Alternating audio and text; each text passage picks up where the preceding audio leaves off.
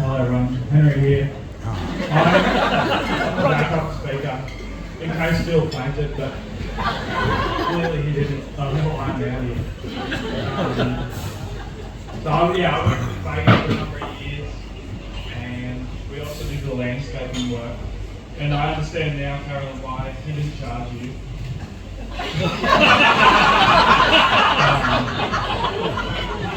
So, first of all, I just wanted to say what an honour it is to be speaking this way. Mel and Mike is such a beautiful couple, and I just feel so blessed to be part of your life. You guys deserve the best in life, and you deserve it. Now, nicety's out of the way. It's my duty to talk about this man. I feel as though he wants me to talk about past tales of valiance, prowess and heroism. But I can't do that. I can't lie to your friends and family. And besides, there's no one left to impress. You have your princess now. I also thought about telling your embarrassing stories of your failures and defeats. But again, we all know him very well, and we've witnessed firsthand his fumbling through life in the haphazard way that he does. And so, given that we are gathered here today to celebrate this amazing coupling, it would be remiss of me not to draw appreciation for his particular heart.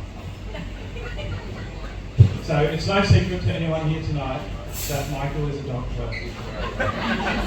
He absolutely loves them. He showed me his two-stage dishwasher the other day. The first stage was plates on the floor for Leo to clean, and then the second stage in the machine. It's wild, but whatever way. And don't get me started on the kissing.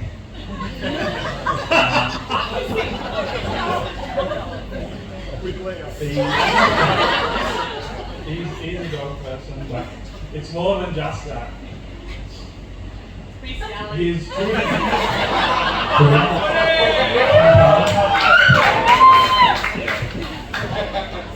true love for them has developed into a complete personification of the canine species.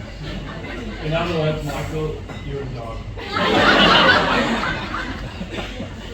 Now, I'm sure you've been told this in many more creative and expletive-laden ways, but tonight I say it only out of endearment. He is the human embodiment of everyone's favourite family dog. He has a positive energy about him that just lights up any room he enters. He's always happy and excited to see you, so much so you can nearly see a tail back there, frantically wagging. He approaches everything in life with eagerness and optimism. He's overly clumsy and goofy, constantly getting himself into awkward and uncomfortable situations, which he feels obliged to tell you about. Yet he is also somewhat intelligent and quick-witted, with a self-deprecating humour guaranteed to make anyone laugh. But just like a dog, he has his flaws. You tug on his tail too much, or get too close to his daily donut, and he will give you a growl or a nip. To his detriment, he overthinks, worries, and gets anxious, particularly about thunderstorms. I also imagine that he was rather hard to toilet train.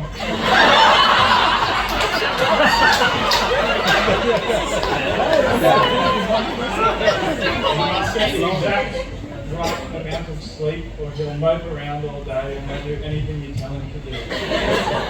And he doesn't even know any good tricks. However, he is the calming influence whenever you're angry or upset. He's the bark of reason when everyone else has chased logic and sense up the tree. He's the strong, hard, working sled dog.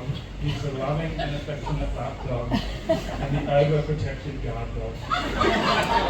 Most importantly though, he's ever present, always by your side, honest to the core, and loyal to death. So, Belle, I really thank you for becoming a dog person too, and rescuing this old mutt.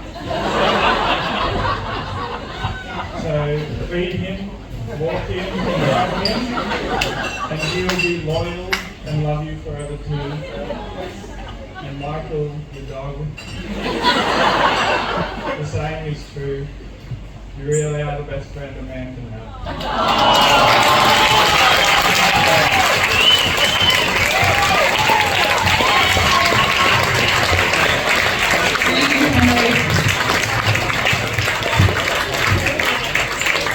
I just have to obviously fact check and let you guys all know that Michael was not that hard to toilet train. Mum and Dad just reminded me that we fed him jelly snakes and then he literally did a poo in the potty straight away. So